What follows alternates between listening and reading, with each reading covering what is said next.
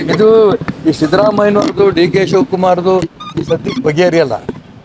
ಮುನಿರತ್ನ ಇರ್ಬೋದು, ಪ್ರಜ್ವಲ್ ರೇವಣ್ಣ ಇರ್ಬೋದು, ಸದ್ಯಕ್ಕೆ ಬಗೆಹರಿಯಲ್ಲ. ಆದರೆ ಬಗೆಹರಿಬೇಕಾದ್ದು ನಮ್ಮ ರಾಜ್ಯದಲ್ಲಿ ಹಿಂದುತ್ವ, ಗಣಪತಿನಲ್ಲಿ ಗಲಾಟೆ, ಮಸೀದಿಗಳಿಂದ ಲಾಂಗು, ಚಾಕು, ಚೂರಿ, ಪೆಟ್ರೋಲ್ ಬಂಪು ಎಲ್ಲ ಹಿಡ್ಕೊಂಡು ಬರ್ತಾ ಇದ್ದಾರೆ, ತಲ್ವಾರ್ ಹಿಡ್ಕೊಂಡು ಬರ್ತಾ ಇದ್ದಾರೆ. ಅವ್ರನ್ನ ಅರೆಸ್ಟ್ ಮಾಡಿ ಅವ್ರು ಜೈಲಲ್ಲಿ ಹಾಕಲ್ಲ. ಗಣಪತಿ ಕೂರಿಸಿದಂಥ ಹುಡುಗನಿಗೆ ಅವ್ನು ಏವನ್ ಹಾಕ್ತಾರೆ. ಸಿದ್ದರಾಮಯ್ಯನವರು ಈ ಪಾಪದಲ್ಲೇ ಸಿಕ್ಕೊಟ್ಟಿರೋದು. ಹಿಂದುತ್ವವನ್ನು ತುಳಿಯೋದಕ್ಕೆ ಹೊರಟಿದ್ದಾರಲ್ಲ, ಈ ಪಾಪದಲ್ಲೇ ಅವ್ರು ಸಿಕ್ಕೊಟ್ಟಿದ್ದಾರೆ.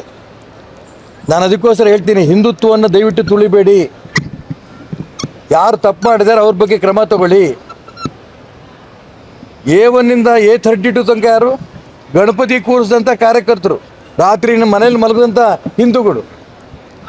A1 A32 ತನಕನೂ ಕೂಡ. 33 ಮುಂದೆ ಆ ಪೆಟ್ರೋಲ್ ಬಾಂಬ್ ಹಾಕಿದವರು, ತಲ್ವಾರ್ ಹಿಡ್ಕೊಂಬಂದವರು, ಅಂಗಡಿ ಬಟ್ಟೆ ಅಂಗಡಿಗಳು ಸುಟ್ಟವರು 33 ಮುಂದೆ. ಇದು ಕಾಂಗ್ರೆಸ್ಸಿನ ನೀತಿ, ಸಿದ್ದರಾಮಯ್ಯ ಡಿ ಕೆ ಶಿವಕುಮಾರ್ ನೀತಿ. ಈ ನೀತಿನ ಆ ತಾಯಿ ಚಾಮುಂಡೇಶ್ವರಿ ಒಪ್ಪಲ್ಲ.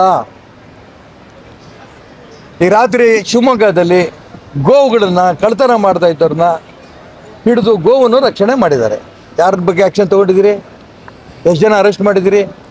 ಎಷ್ಟು ದಿನ ನಡೀತಾ ಇದೆ ಈ ಗೋವಿನ ಕಳ್ತನದ ದಂಧೆ? ಇದ್ರ ಬಗ್ಗೆ ಯಾಕೆ ತನಿಖೆ ಮಾಡಲ್ಲ? ಯಾಕೆ ಆ ಕಳ್ಳರನ್ನ ಹಿಡಿಯೋದಿಲ್ಲ? ಆ ಗೋ ಕಳ್ಳರನ್ನ ಹಿಡಿದುಬಿಟ್ರೆ ಮುಸಲ್ಮಾನರು ಓಟೋಗುತ್ತೆ. ಈ ಭ್ರಮೆನಲ್ಲಿ ನೀವಿದ್ದೀರಿ. ಗೋವನ್ನು ನೀವು ರಕ್ಷಣೆ ಮಾಡಿದ್ರೆ ತಾಯಿ ಚಾಮುಂಡೇಶ್ವರಿ ಮುಖ್ಯಮಂತ್ರಿ ಸ್ಥಾನನೂ ಉಳಿಸ್ಕೊಡ್ತಾಳೆ. ಈ ದಿಕ್ಕಿನಲ್ಲಿ ಪ್ರಯತ್ನ ಮಾಡಿ. ಹಿಂದುತ್ವವನ್ನು ನ್ಯಾಯಬದ್ಧವಾಗಿ ನಾನು ಹೇಳ್ತೀನಿ, ಕಾನೂನುಬದ್ಧವಾಗಿ. ಗೋವನ್ನು ಕಳ್ತನ ಮಾಡಿಕೊಂಡು ಕೊಲೆ ಮಾಡಿ ಗೋಹತ್ಯೆ ಮಾಡ್ತಾ ಇರೋಂಥ ವ್ಯಕ್ತಿಗಳನ್ನ ರಕ್ಷಣೆ ಮಾಡೋದು. ಯಾರು ಗೋಹತ್ಯೆ ಮಾಡೋಕ್ಕೆ ಹೋಗ್ತಾ ಇದ್ದಾರೆ ಅವ್ರು ಹಿಡಿದುಕೊಟ್ಟವ್ರೆ ಅಂಥ ಕಾರ್ಯಕರ್ತರ ಬಗ್ಗೆ ಕ್ರಮ ತಗೊಂಡದ್ದು. ಇದು ಕಾಂಗ್ರೆಸ್ ನೀತಿ.